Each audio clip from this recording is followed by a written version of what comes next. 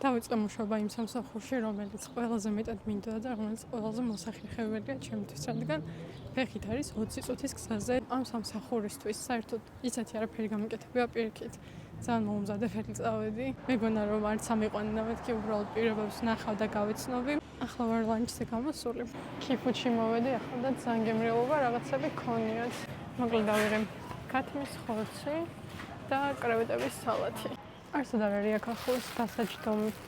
არ ვიცი სად დავჯდე, ამიტომ პირდაპირ მაღაზიის წინ გავაყუდე ტელეფონი.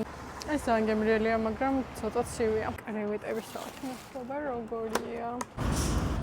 მომეწონა.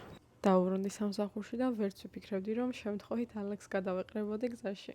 ახლა გამოვედი სამსახურიდან და ალექსის კომპანიის მანქანაში ვიყავ და ადრე შემხვედრია ხოლმე, მაგრამ მეთქი არ იქნება ალექსი თქვა და შეიყვარ. Давай, Витя, задай на ты.